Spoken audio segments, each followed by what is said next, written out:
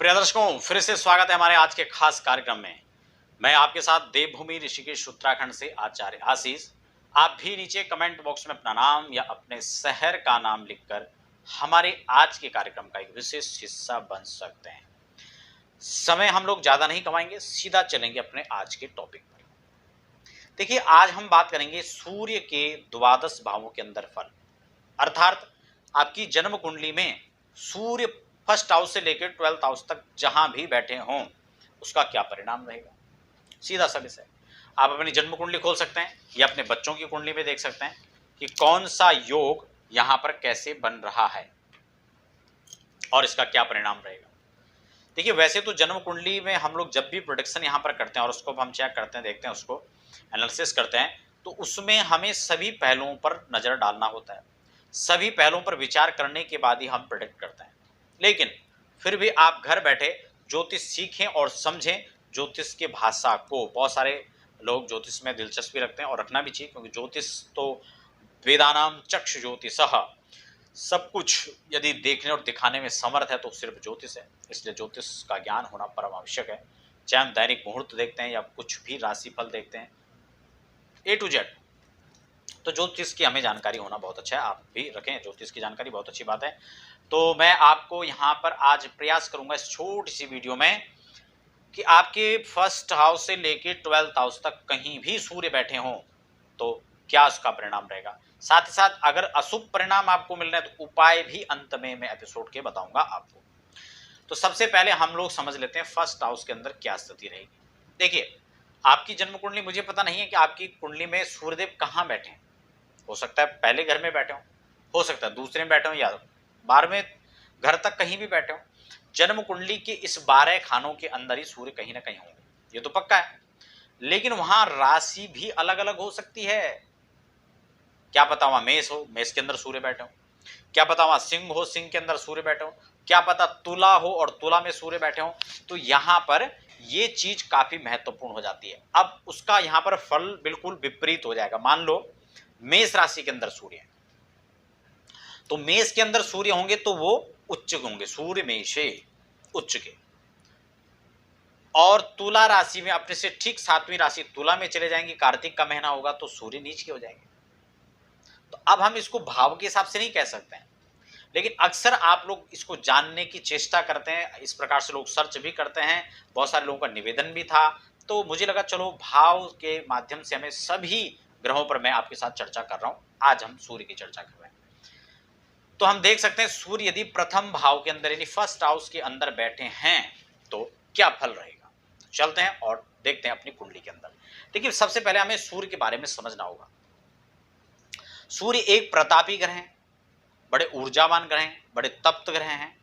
और जिन लोगों की कुंडली के अंदर सूर्य फर्स्ट हाउस के अंदर बैठते हैं, ऐसे लोग बहुत ज्यादा हेल्दी नहीं होते हैं। कृष्णकाय ऐसे लोगों का शरीर होता है, स्थूल बॉडी नहीं होती ऐसे लोग। आप समझ रहे होंगे स्थूल का मतलब क्या हुआ, यानी बहुत ज्यादा हट्टे कट्टे, जिसको कहते हैं सामान्य भाषा में। यानी उनका जो कद काठी होती है वो सामान्य होती है। अगर लंबे हैं भी तो मोटे नहीं होते हैं। ऐसे लोग कृष्णकाय होते हैं, दुबले पतले होते हैं। अब यहां पर एक चीज और हो सकती है कि मान लो अगर किसी की कुंडली के अंदर सूर्य लग्न में ही बैठा है और वो वहां पर कृष्ण नहीं है, तो इसका मतलब कहीं ना कहीं हमें और ग्रह कोई ऐसे हैं जो यहाँ पर सपोर्ट कर रहे हैं उनको अच्छे स्वास्थ्य देने में। एक चीज और भी है, यहाँ पर ऐसे लोग क्रोधी देखे जाते हैं, गुस्सा, क्षण भर में गुस्सा आ जाना। अगर मंगल लगन में होगा या सूर्य मंगल में होगा, सॉरी लगन में होंगे, तो ऐसे लोग तुरंत गुस्सा बिल्कुल नाक में होता है, तो क्रोधी होना बड़ा स्वाभाविक हो जाता है। दूसरा, ऐसे लोग जो हैं पराक्रमी बहुत होते हैं, मेहनती बहुत होते हैं, पुरुषार्थी बहुत होते हैं, और एक दूसरे को सपोर्ट करने की भावना भी ऐसे लोगों के अंदर कूट कूट कर भरी होती है। वो बात अलग है कि इसकी ठीक 7वीं दृष्टि जहां पड़ेगी वहां कुछ तप्त कुछ संतप्त, और यानी मैरिड लाइफ में कुछ इसका 19-20 जो प्रभाव है वो नकारात्मक भी देखा जा सकता है। अगर सामने वाली यानी पार्टनर की कुंडली में या तो वहां पर कोई ग्रह नहीं है या फिर अस्त या वीक स्थिति में है, समझ रहे हैं, तो इसका प्रभाव नकारात्मक रहेगा। तो अब हम द्वितीय भाव के अंदर यानी सेकंड हाउस के अंदर सूर्य हैं, तो यहां पर ऐसे में आपको नेत्र रोग की समस्या हो सकती है। ऐसे में कई बार कुटुंबी जनों का विरोध भी व्यक्ति को झेलना पड़ता है। कई बार ऐसे लोग देखे जाते हैं कि मेहनत तो बहुत करते हैं लेकिन मेहनत के अनुरूप उनको फल नहीं मिल पाता है।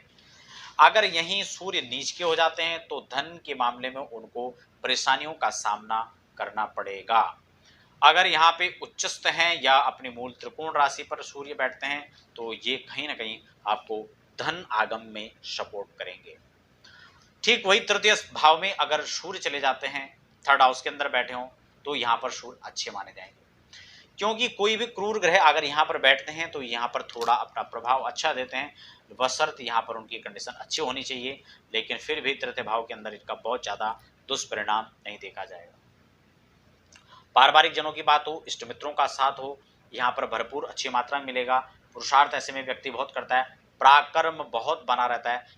बहुत सारे लोग जो राजनीति में जिनकी दिलचस्पी होती है, राजनीति में जो लोग जुड़े हुए हैं, उनको अपार सफलताओं का योग भी यहाँ सूर्य बनाता है, क्योंकि इसकी दृष्टि 2, 3, 4, 5, 6, 7 भाग्य स्थान पर जाएगी, जो आपके भाग्य को भी प्रबल करेगा, आपको यहाँ पर अच्छे संकेत यहाँ पर देगा।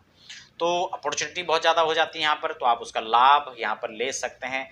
बहुत सारे कामों में जो पॉसिबिलिटी है वो यहाँ पर बहुत अत्यधिक मात्रा में बढ़ जाती है, तो आपको इस सब चीज़ों का लाभ लेना चाहिए। तो आई थिंक आप समझ रहे होंगे। अब चौथे भाव के अंदर यानी फोर्थ हाउस में अगर सन प्लेसमेंट होती है तो आपको क्या यहाँ पर रिजल्ट मिलने वाला है।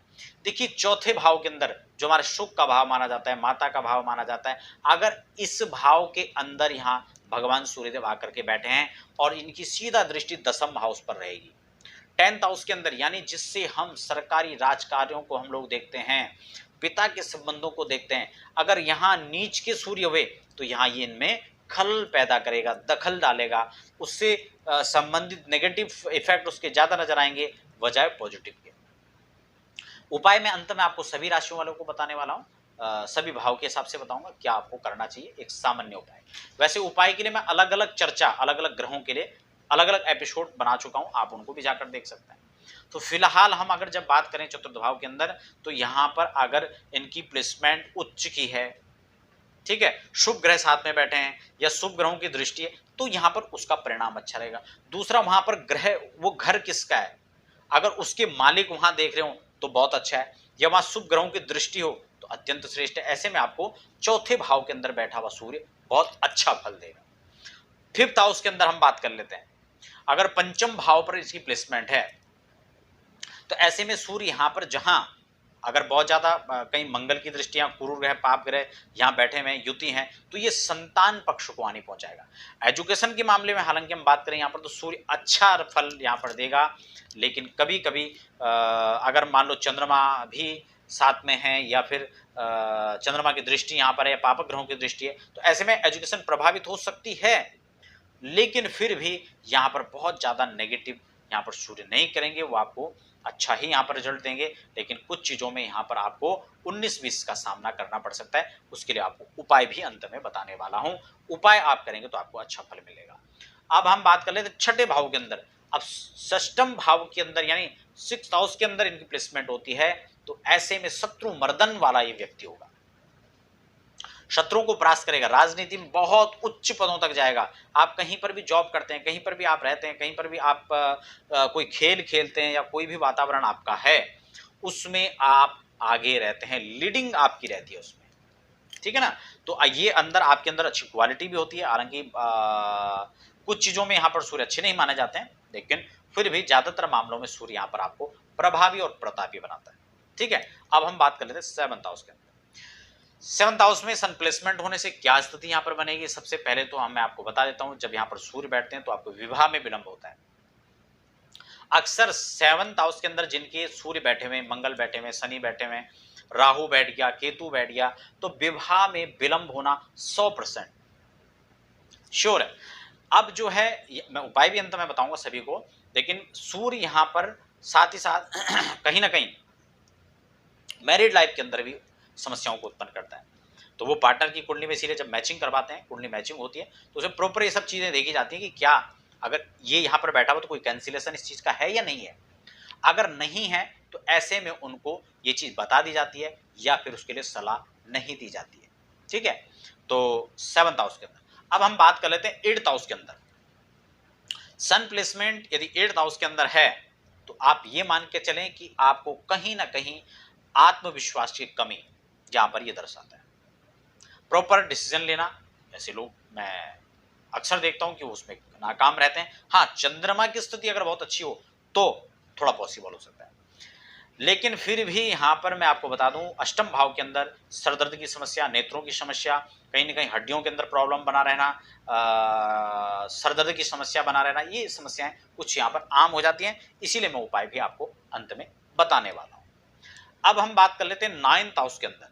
लेकिन 9वें भाव के अंदर जब सूर्य की प्लेसमेंट होती है तो यहाँ पर ये आपके भाग्यवर्धक होते हैं। ठीक है, साथ ही साथ ऐसे लोग मल्टी टैलेंटेड भी देखे जाते हैं। और यहाँ पर जब ये बैठेंगे तो इनकी दृष्टि तृतीय भाव के अंदर होगी, जो इनके भाई बहनों के साथ, इनके मित्रों के साथ इनकी जो व्यावहारिक स्थिति है, जो मैत्रीपूर्ण भाव है, जो सामंजस्य की स्थिति है, वो यहाँ पर प्रबल करता है।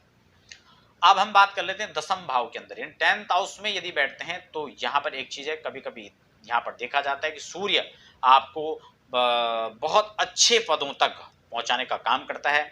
वो भी राजकीय कार्य, राजनीति में हो, चाहे आपको जो है आधिकारिक लेवल पर कोई अच्छी सर्विस आपको देता है। तो कुल मिलाकर यहाँ पर चाहे मंगल भी हो, 10th मंगल तो बहुत डिफरेंट माना गया है। ऐसे लोगों को तो कुल दीपक की संज्ञा दी गई है। बुधो इससे गुरु इससे यस्य केंद्रीय बृहस्पति 10वों अंगार को इससे सजातः कुल दीपक। ठीक है, वैसे मैं इसके लिए अलग से चर्चा कर चुका हूँ, तो अभी आप देख सकते हैं क्या इसका रिजल्ट है। लेकिन 10th भाव के अंदर सूर्य की स्थिति, मंगल की स्थिति, ये व्यक्ति को बहुत अच्छे पदों तक लेकर जाता है, इसमें कोई शक नहीं है। वो बात अलग है कि वो नीच क्यों ना हो, वहां पर पाप ग्रह से युक्त ना हो, दृष्टि ना हो, ये सब चीजें भी वहां पर देखनी चाहिए, लेकिन सामान्य फल मैं आपको बता रहा हूं। अब हम बात कर लेते हैं एकादश भाव के अंदर। देखो, एकादश भाव के अंदर यहाँ बैठेंगे तो व्यक्ति को बहुत सारी समस्याएं कई बार आमदनी के क्षेत्र में होती हैं, कई समस्याओं का यहाँ पर जो है उनको सामना करना पड़ता है। लेकिन ऐसे व्यक्ति यदि कहीं ना कहीं पिता के क्षेत्र से जुड़े हुए कार्य को करते हैं तो उनका अच्छा लाभ मिलता है।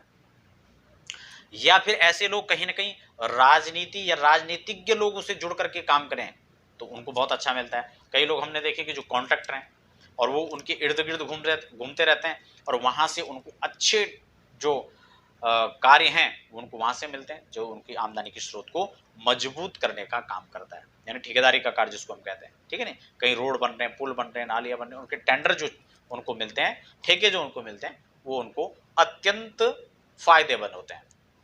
अब हम बात कर लेते हैं कि इसका जो दृष्टिगत संबंध पंचम भाव के अंदर रहेगा, ये आपको संतान पक्ष से आपकी चिंताओं को मिटाता है, संतान पक्ष को पुष्ट करता है और एजुकेशन के भाव को अच्छा बनाता है, तो ये यहाँ पर काफी बेहतर स्थिति मानी जाती है।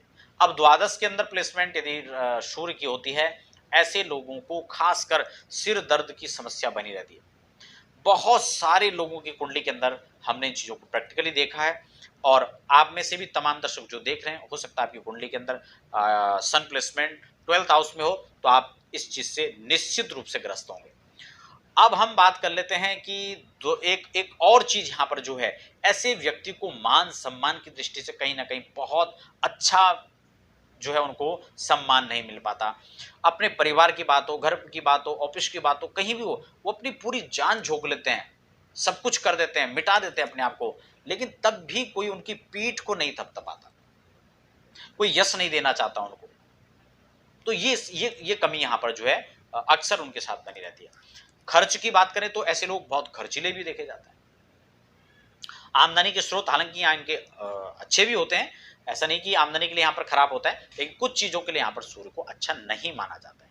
अब हम बात कर लेते हैं सामूहिक सभी के लिए उपाय की, क्या उपाय करना चाहिए अगर आप सूर्य से पीड़ित हैं और आपको अच्छा लाभ नहीं मिल रहा है। सबसे पहले तो आपको नियमित रूप से, बहुत छोटा उपाय आपको बता रहा हूं, नियमित रूप से भगवान सूर्य को अर्घ देना चाहिए सबसे पहले। और बहुत अच्छा होगा कि जो इसके नेगेटिव असर जिनको मिल रहे हैं, नेगेटिव इफेक्ट जिन पर है, वो सूर्य उदय से पूर्व उठने का नियम बना लें। अगर नहाने का भी नियम बना ले तो अत्यंत श्रेष्ठ हो जाएगा, लेकिन कम से कम सूर्य उदय से पहले उठने का नियम तो अपने जीवन काल में बना ही लें। इसके साथ साथ में आदित्य हृदय स्तोत्र का पाठ कर सकते हैं, जिसके लिए मैं एक वीडियो बहुत सुगमता से आपके लिए बना चुका हूं। उसका पाठ विधि से लेकर के पाठ कैसे करें, सामने अक्षर चल रहे होंगे और उसके बाद आप देखकर उसको पाठ करें। तो ये छोटा सा उपाय मैंने आपके इस कार्यक्रम के माध्यम से आपको बताया। दर्शकों, आपको चर्चा कैसे लगी आप मुझे कमेंट बॉक्स में लिखकर जरूर भेजें। व्यक्तिगत जानकारियों के लिए आप हमारी वेबसाइट पर लॉगिन कर सकते हैं या वेबसाइट के माध्यम से भी आप संपर्क कर सकते हैं। फिलहाल आप बने रहें और हमें आप दीजिए इजाजत। धन्यवाद।